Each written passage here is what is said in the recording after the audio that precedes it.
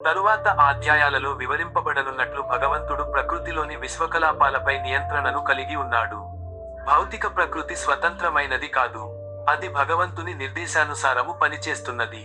మయాధ్యక్షేణ ప్రకృతి సూయతే సచరాచరం, ప్రకృతి నా నిర్దేశములో పనిచేస్తున్నది అని శ్రీకృష్ణ భగవానుడు పలికాడు.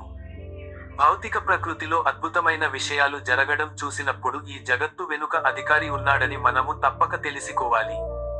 నియంత్రణ లేకుండా ఏదీ ప్రకటము కాదు. నియంత్రించేవాడిని గుర్తించకపోవడము బాల్యోచితమే అవుతుంది. ఉదాహరణకు గుర్రము గాని ఇతర జంతువు గాని లాగకుండానే మోటారు కారు పరిగెత్తడము పరమాద్భుతమని పిల్లవాడు అనుకోవచ్చును. కాని వివేకము కలవాడు మోటారు కారు యంత్ర అమరికను ఎరిగి ఉంటాడు. యంత్రము వెనుక ఒక వ్యక్తి అంటే డ్రైవరు ఉంటాడని అతనికి ఎప్పుడూ తెలిసి ఉంటుంది. అదేవిధంగా భగవంతుడనే డ్రైవరు నిర్దేశములోనే సమస్తము పనిచేస్తున్నది. ఇక తరువాతి అధ్యాయాలలో మనము గమనించనున్నట్లు జీవులందరూ భగవంతునిచే అతని అంశలుగా అంగీకరించబడ్డారు. బంగారు కణిక కూడా బంగారమే, ఒక్క సముద్రబొట్టు కూడా ఉప్పనే అయినట్లుగా జీవులమైన మనము పరమ నియామకుని అంటే ఈశ్వరుని లేదా భగవంతుని శ్రీకృష్ణ భగవానుని అంశలుగా ఆ దేవదేవుని సమస్త గుణాలను సూక్ష్మ పరిమాణములో కలిగి ఉన్నాము.